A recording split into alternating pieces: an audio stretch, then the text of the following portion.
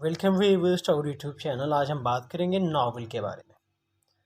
Novel को define करेंगे, इसके वेरियस टाइप्स देखेंगे और इससे पहले उसके मेन कैरेक्टरिस्टिक्स या एलिमेंट्स के बारे में बात करेंगे। फिर इसके बाद हम इसके वेरियस टाइप्स देखेंगे। फॉर एग्जांपल पिकरेस्क नावल देखेंगे कि वो क्या है, बिल्डिंग्स रोमन नावल देखेंगे और कॉन्सुलर रोमन नावल देखेंगे और इस building Roman novel and consular रोमन नावल के बीच में डिफरेंस क्या है वो देखेंगे। फिर इसके बाद गोथिक नावल देखेंगे। फिर इसके बाद एपिस्टलरी नावल देखेंगे, visual novel, non fictional novel and novelette के बारे में। हर एक टाइप के एग्जांपल्स देंगे, मींस के किस राइटर ने किस तरह नावल्स लिखे हैं और उसके उनके वर्क्स के बारे में भी बात करेंगे। नावल के बारे में अगर हम बात करें, so novel can be defined is a fictitious prose narrative of a certain length for about 50,000 words. Novel को अगर हम डिफाइन करेंगे तो नावल एक फिक्टिशियस मीन्स के एक इमेजिनरी प्रोज नरेटिव है जो कि 50,000 वर्ड्स के करीब या इससे ज़्यादा होती है। So a novel tells an imaginary story about recognisable characters and their actions. Means कि नावल हमें एक इमेजिनरी स्टोरी जो है वो नरेट करते हैं और जो रिकॉग्नाइजेबल कैरेक्टर्स उसमें होते हैं और उनके एक्शन के बारे में। इसके बाद इसको अगर हम अदर वर्ड्स में एक्सप्लेन करें तो people and events in traditional novels are imitation of real human society. Means के नावल में जो कैरेक्टर्स इन पीपल होते हैं वो रियल ह्यूमन सोसाइटी की इमिटेशन होते हैं। मीन्स कि जिस तरह फॉर एग्जांपल सोसाइटी में लोग होते हैं उसी को ही इमिटेट करके वहाँ पे कैरेक्टर्स बन जाते हैं, वो कैरेक्टर इसी सोसाइटी को ही रिप्रेजेंट करते हैं। अगर हम इसके डिफरेंट एलिमेंट्स के बारे में बात करेंगे, so the first element is that it is a fictitious story. एक फिक्टिशियस या इमेजिनरी स्टोरी है। मीन्स कि ये most of the time it is not real, ये इमेजिनरी क्रिएशन है किसी नावलिस्ट का या राइटर का। और ये जो फिक्टिशियस स्टोरी होती है it is most of the times about love story. So एक लव स्टोरी के बारे में होता है। इसका सेकंड एलिमेंट ये है कि इसका प्लॉट होता है। नाउ प्लॉट क्या है? Plot is the arrangement of incidents according to the logic of a cause and effect. Plot को अगर आप समझे, प्लॉट ये है कि जो नॉवल में जितने भी इंसिडेंट्स होते हैं वो कॉज एंड इफेक्ट के बेसिस पर होते हैं। इसका आप इसको इस तरह समझिए कि फॉर एग्जांपल अगर कोई स्टोरी है ना, स्टोरी और प्लॉट के बीच में फ़र्क क्या है कि स्टोरी में टाइम सीक्वेंस के ज़रिए बताया जाता है, मीन्स कि वो आगे डेवलप हो जाता है। एंड प्लॉट में क्या होता है, टाइम सीक्वेंस नहीं, कॉज एंड इफेक्ट इंपॉर्टेंट है, मीन्स के लॉजिक के बेसिस पर है। Third is that it creates suspense और curiosity in the reader to know what happens next. Means कि जब भी आप नावल पढ़ते हैं तो नावल का फॉर एग्जांपल आपने एक चैप्टर पढ़ा तो वो चैप्टर जैसे आप पढ़ेंगे तो आप में क्यूरियोसिटी बढ़ जाएगी कि इस नेक्स्ट चैप्टर में क्या है। So this is what novel arouses in the readers. इन इसके बाद फिर इसके जो कैरेक्टर्स होते हैं वो क्रेडिबल कैरेक्टर्स होते हैं। बाय दिस आई मीन कि सम कॉमन ह्यूमन बींग्स होते हैं, न कि सुपर नेचुरल या सुपर ह्यूमन बींग्स।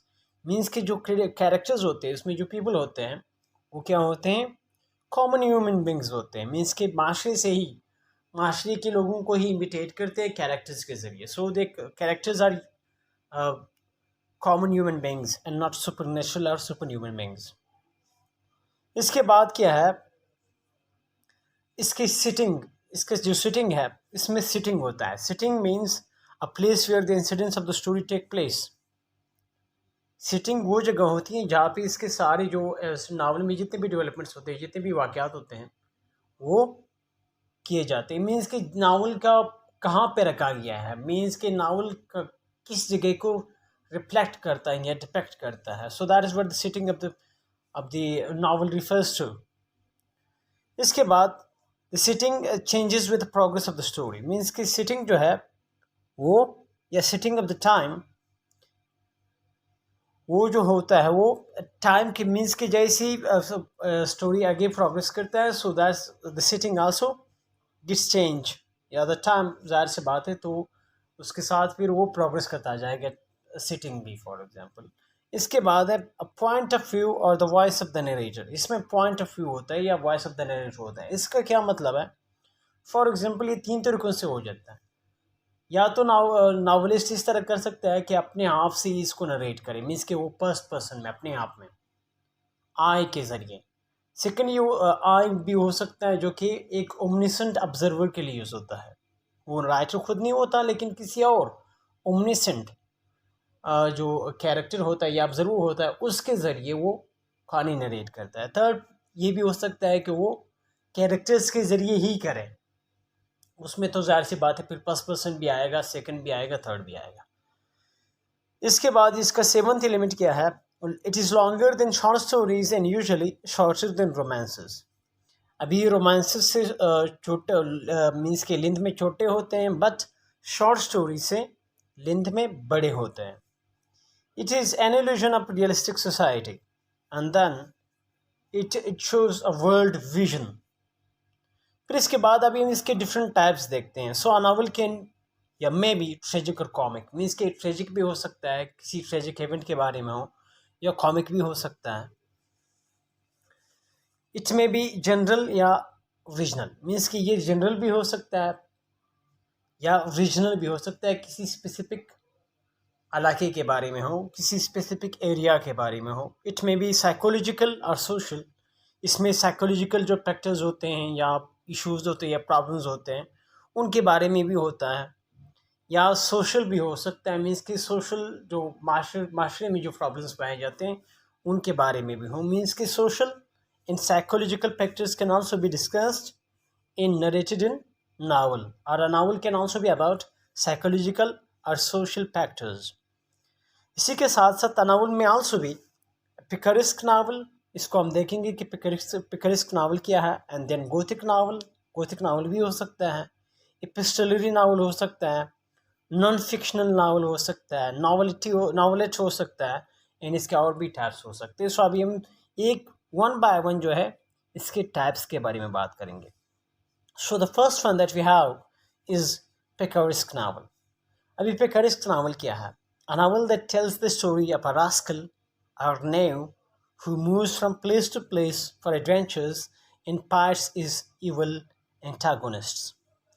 ये नावल ऐसी स्टोरी जो नरेट करता है जिसमें एक कैरेक्टर प्रोटोगनिस्ट है, वो मूवमेंट करता है प्लेस टू प्लेस, मीन्स कि एक जगह से दूसरे जगह, और अपने एडवेंचर्स करते हैं। इसी के साथ साथ वो अपने इंटागोनिस्ट जो होते हैं उनके साथ लड़ते भी हैं।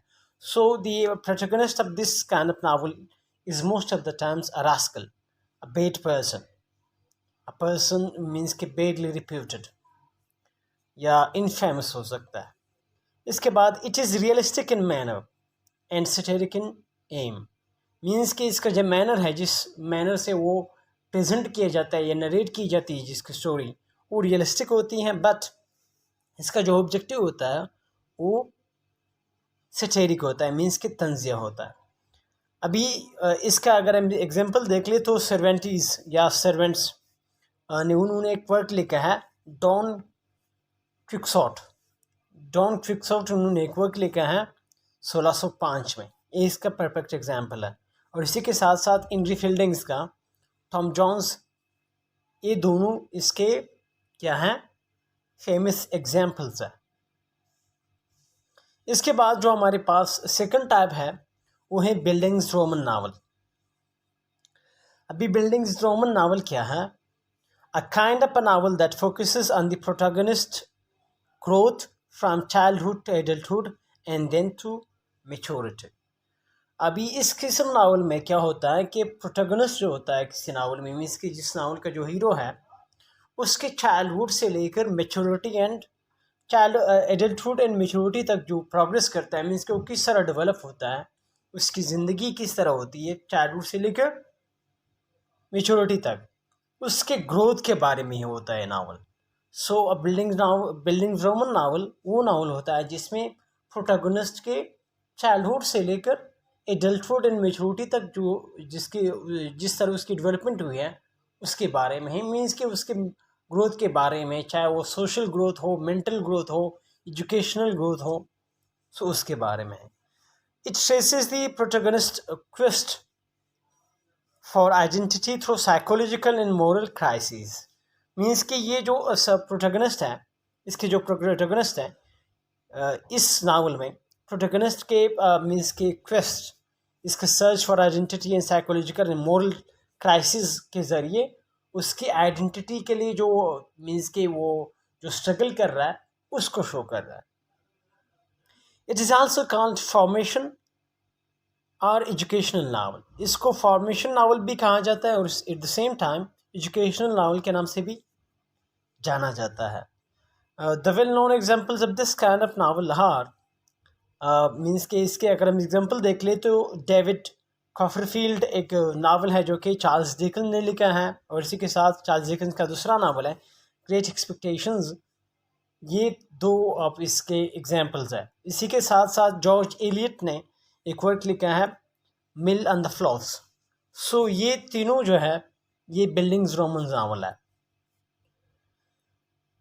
और इसी के साथ साथ इसका एक और भी अगर मीन्स की मोस्ट वेल नोन एग्जाम्पल हम देख ले तो जेन हायर का जो नावल है वो भी बिल्डिंग्स रोमन नावल है।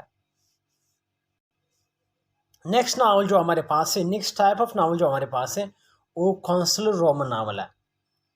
इस कॉन्सुलर रोमन नावल को आप बिल्डिंग्स रोमन नावल के साथ कंफ्यूज ना करें। असल में कॉन्सुलर रोमन नावल में क्या होता है, a kind of a novel that portrays the growth of a novelist or any other kind of artist from a new stage to maturity। इस नावल में क्या होता है कि इस नावल में एक नावलिस्ट या किसी आर्टिस्ट की चाइल्डहुड से लेकर फिर उसका आर्टिस्ट बनना या नावलिस्ट बनना, उसका जो ग्रोथ हुआ है ना चाइल्डहुड से लेकर being to being for example an artist और नावलिस्ट, उसका जो ग्रोथ हुआ है उसके बारे में ये नावल है। मीन्स के इसको डिफ्रेंशिएट करें आप बिल्डिंग्स रोमन नावल के साथ। बिल्डिंग्स रोमन नावल में क्या होता है, एक प्रोटैगनिस्ट होता है। मीन्स कि वो कोई भी हो सकता है, that is not specified to be for example an artist और someone, a common person can also be a protagonist of that novel. But इस नावल में कॉन्सुलर रोमन नावल में क्या होता है, एक आर्टिस्ट के ग्रोथ के बारे में होता है। मीन्स कि उसने उस चाइल्डहुड से मीन्स कि उसकी जो प्रोग्रेस हुई है, ग्रोथ हुई है, वो आर्टिस्ट कैसे बना, इस जर्नी को शो करते हैं कॉन्सुलर रोमन नावल में। इसका सबसे वेल नोन एग्जांपल है जेम्स जॉयस ने एक वर्क लिखा है, नावल लिखा है the portrait of the artist as a young man. इसका वेल नोन एग्जांपल है इस काइंड ऑफ नावल्स के। अच्छा, कॉन्सुलर रोमन असल में अगर हम इस टर्म के बारे में बात करें तो एक जर्मन टर्म है। इसके बाद हमारे पास है Gothic novel. It is a form of pros narrative which comprises a medieval setting into wild and horrific incidents and mysterious occurrences। इसमें क्या होता है, ये गोथिक नावल में एक प्रोज नरेटिव है जिसमें मिडिवल सेटिंग जो हो वो मिडिवल हो, मीन्स के कोटेजेस वगैरह शो करे, और इसी के साथ साथ ये ओरिफिक इंसिडेंट्स इसमें हो, मीन्स के इस ओरर शो करे, और एट द सेम टाइम इसमें सुपर नेचुरल एलिमेंट्स भी पाए जाते हैं। और इसके अगर हम एग्जाम्पल देख ले तो क्लारा रिव ने वर्क लिखा है ओल्ड इंग्लिश बैरन, यही इसका वेल नोन एग्जाम्पल है। इसी के साथ साथ एमिली ब्रॉन्टे ने एक वर्क लिखा है the weeding guards, and Charles Dickens का जो वर्क है ग्रेट एक्सपेक्टेशंस, इसमें भी गोथिक एलिमेंट्स इंक्लूड है। अभी गोथिक नावल कब लिखा गया था, ये रोमांटिक एज के मीन्स के स्टार्ट से लेकर 1798 के इर्द गिर्द ये नावल लिखे जाते थे। फिर इसके बाद हमारे पास है एपिस्टलरी नावल। एपिस्टलरी नावल क्या होता है, it is a novel in the form of letters. इसमें लेटर्स ये जो नावल है प्रोग्रेस करता है, मीन्स कि जैसे नावल ये नावल लेटर्स पर मुश्तमिल होता है। लेटर्स क्या मतलब, खतूत लिखते हैं, कैरेक्टर्स एक दूसरे को खतूत लिखते हैं और खतूत के ज़रिए इसका जो प्लॉट है वो डेवलप हो जाता है आगे।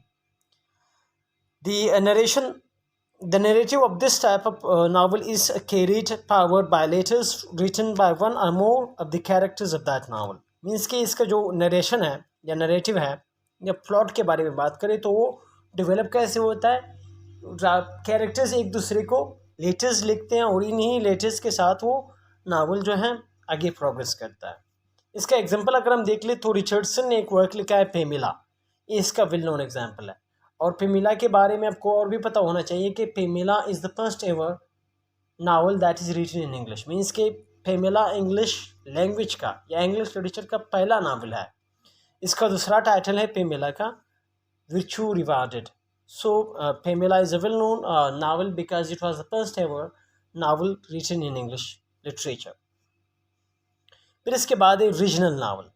इसके नाम से ही शो होता है a novel that depicts in its plot the customs, dialects and ways of life of a specific rural region. इसमें क्या होता है, इस रीजनल नावल में किसी खास रीजन के customs, tradition, dialects in way of life means के तरीक़ाकार जिस तरह वो लोग रहते हैं वो शो करता है किसी स्पेसिफिक रीजन के। A novelist who writes regional novel chooses a particular fictional region for the settings of all of his novels. जो नॉवलिस्ट रीजनल नावल्स लिखता है वो अपने नावल्स के लिए एक फिक्शनल मीन्स के ख्याली उसके लिए कोई जगह जहाँ पे मीन्स के जो इसका जो सीटिंग है वो उसके बारे में लिखता है। फॉर एग्ज़ाम्पल अगर हम आर के नारायण के नावल के बारे में बात करें तो उन्होंने अपने नावल्स में मलगोडी एक प्लेस है, इमेजिनरी प्लेस है, उसके बारे में बात की। अगर हम थॉमस हार्डी के नावल्स के बारे में बात करें तो उसके नावल्स का सीटिंग है विसेक्स। और फिर इसके बाद अगर हम विलियम फॉक्नर के नावल्स के बारे में बात करें तो युकना फटाफा काउंटी इसके नावल्स का सीटिंग है। तो एक फ्लेस है इमेजिनरी जो उन्होंने अपने नावल्स की सीटिंग को दिया है। फिर इसके बाद हमारे पास है non fictional novel. A novel based on the real characters and events. Means के नॉन फिक्शनल वो नावल है जिसमें फिक्शन ना हो, मीन्स के इमेजिनरी स्टोरी नहीं हो, कोई रियलिस्टिक स्टोरी हो। So a non-fictional novel is a novel that is based on the real characters and events. It is journalistic in tone and lacks the touches of imagination generally found in other types of novels. Means कि ये अपने tone में journalistic होता है और इसमें जो imagination का जो रूल है वो बहुत ही कम होता है because it is based on reality. That is why it is called non-fictional novel. अगर हम इसके एग्जांपल्स के बारे में बात करें तो ट्रूमैन के पोर्ट ने उन्हें एक वर्क लिखा है इन कोल्ड ब्लड, इसका एक एग्जाम्पल है। So In Cold Blood is a non fictional novel. इसके बाद हमारे पास है नॉवलेट। नॉवलेट क्या है? Novelette is a short novel usually up 30 to 40,000 words. अभी हमने नावल के बारे में बात की, हमने कहा कि नावल में 50,000 से ज़्यादा वर्ड्स हो सकते हैं, but in novelette the words may be just 30 or 40,000. So इसके बाद क्या है, इसको आप डिफ्रेंशिएट कैसे करें स्टोरी से। It is shorter than a novel but longer than a short story. ये नावल से छोटा होता है बट एक शॉर्ट स्टोरी से है उससे लेंदी होता है। अगर हम बात करें तो आवर ऑफ डार्कनेस जो है जो जोसेफ कॉनराड ने लिखा है ये नॉवलेट है। फॉर एग्जांपल इसके बाद जॉर्ज ऑरवेल्स का जो एनिमल फार्म है ये इस जॉनरा के वेल नोन एग्जांपल्स हैं। So this were the types of novels that we discussed in this video. अगर आपको ये वीडियो अच्छी लगी तो आप प्लीज़ चैनल को सब्सक्राइब करें और बेल आइकन को प्रेस करें।